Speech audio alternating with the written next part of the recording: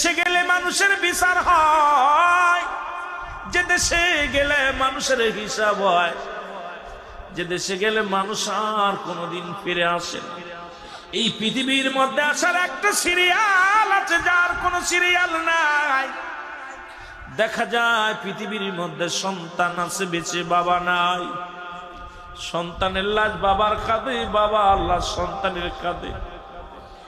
এই পৃথিবীর মধ্যে যে সন্তানের লাশ নিচে কাঁধে, সেই জানে লাশটা কত ভারী। এখানে যারা আপন জনের লাশ যারা কাঁধে তুলেছে, এরা জানে আপন জনের লাশটা কত ভারী। আদরের বাবার লাশটা কত ভারী, আদরের মা আর লাশটা কত ভারী। দেখা যায় দাদা জিন্দা নাতি নাই, নাতি জিন্দা দাদা নাই।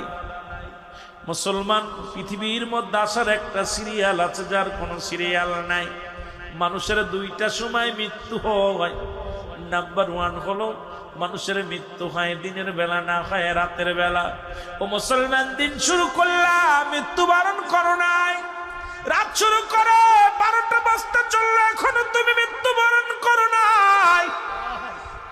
ফজরের রক্ত পর্যন্ত তুমি পরবাসে থাকবা, কেউ বলতে পারি না।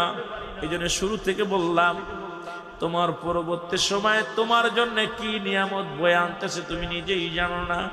কারণ এখন থেকে ফিরে যাব, কত আশা করেছি আগামী দিন কি করব, আগামী দিন ঘুম থেকে উঠে কোথায় যাব, আগামী দিন ঘুম থেকে উঠে এই সদাই করব, আগামী দিন ঘুম থেকে উঠে আমি বাজার করব, আগামী দিন ঘুম থেকে উঠে আমি মার্কেটে যাব, আগামী দিন ঘুম থেকে উঠে আমি কলেজ স্কুলে যাব, আগামী দিন ঘুম থেকে উঠে আমি কোথায় বিদেশের দিকে রওনা দিব।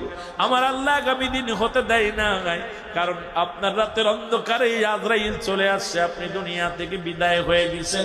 জোরে জোরে চিল্লায় বলেন ঠিক কিনা। তুমি কেমন করে ঘুমাও মানুষ, তুমি কেমন করে ঘুমাও মানুষ, ফজর করে কাজা।